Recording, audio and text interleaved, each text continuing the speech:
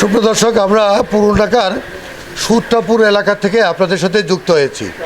আপনারা জানেন যে রমজানের শুরুতেই তীব্র গ্যাসের সংকট দেখা দিয়েছে রাজধানীতে। আবাসিক যে গ্যাসের সংকট এটি এই মাত্রায় পৌঁছেছে যে সকাল ভোর 6টায় গ্যাস যায় আর সারা রাত্র গ্যাস থাকে না। ওনারা জানালেন, আমরা যে কথা বলেছি যে ভোর 4টার দিকে গ্যাস আসে, তাও 2 ঘন্টা গ্যাস থাকে। তারপরে আবার কোনো এলাকায় গ্যাসের যে বিষয়টি আমরা দেখলাম যে গ্যাসের লাইনে পানি জমে যায়, সেই 40 থেকে 50 লিটার পানি বের করার পর তারপরে আপনার এই গ্যাস তারা পায়, তাও 2 ঘন্টা।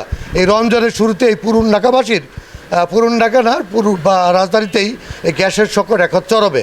আমরা কথা বলেছি রাজধানীর শরীরআখড়া, রায়েরবাগ, কাজলা, যাত্রাবাড়ি, সূত্রাপুর, দুলাইপাড়, দুলাইখাল, এই যে বিষয়গুলো নিয়ে আমরা যে আজকে আমরা প্রতিবেদন তৈরি করেছি। আপনি সব জায়গায় গিয়েছি, আমরা দেখব যে আজকে এই গ্যাসের পরিস্থিতি। থাকে না 24 ঘন্টার মধ্যে 18 ঘন্টায় গ্যাস থাকে না। আমরা অনেক সমস্যায় আছি। গ্যাসে আমরা রান্না করি আর এতে আমাদের অনেক সমস্যা হইতেছে। চুলায় রান্না করি দীর্ঘদিন ধরেই। মানে বিল তো ঠিকই নেয়, কিন্তু গ্যাস তো পাই না আমরা। গায়ে পানি পাই, হুদা গ্যাসের লাইনে পানি পাই। এই চাবি খুলে আমাদের এখান থেকে পানি বের করে ফেলতে হয় 1 ঘন্টা যাবত।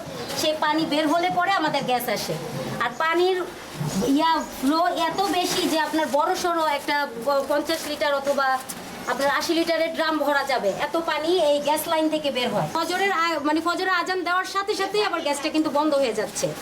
2টা-2:30টার দিকে যদি গ্যাস আসে, আমরা তখন রান্নাই করব না পানি ফেলবো না আদার্স কাজ করবো, কারণ আজান দেওয়ার আগেই আমাদের গ্যাসটা চলে যায়।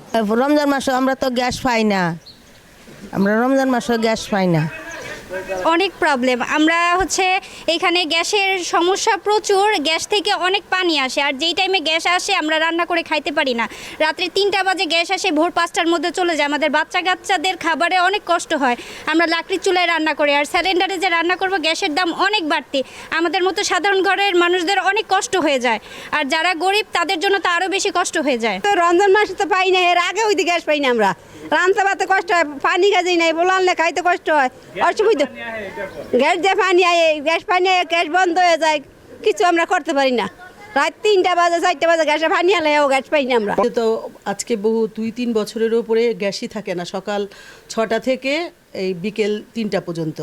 3টার পরে রান্নাই করব নাকি খাবো কখন? কিন্তু আমরা প্রতি মাসে মাসে বিল দিয়ে যাচ্ছি। এরপরে আবার আমরা সিলিন্ডার কিনে রান্না করে খেতে হচ্ছে। সকালের টিফিন, দুপুরের খাবার, সেই রাতের খাবার, বাসি খাবার খেয়ে বাচ্চারা অসুস্থ হয়ে যাচ্ছে।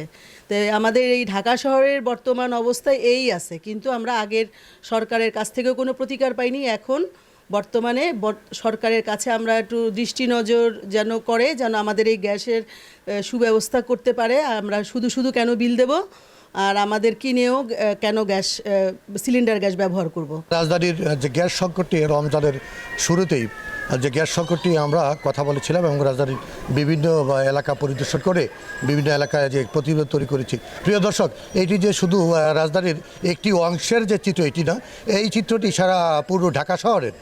মাহে রমজান গত 2014 সালে প্রথমে আমাদের এই গ্যাস সংকটের সৃষ্টি হয়।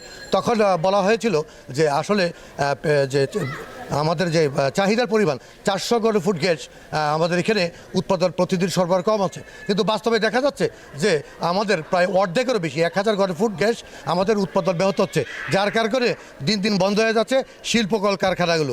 প্রিয় দর্শক, আমরা দেখেছি গত 2 দিন আগে সরকার একটি প্রজ্ঞাপন জারি করেছে দুপুর 2:30 থেকে সন্ধ্যা 7টা পর্যন্ত যে গ্যাসের সিএনজি পাম্পগুলো বন্ধ থাকবে।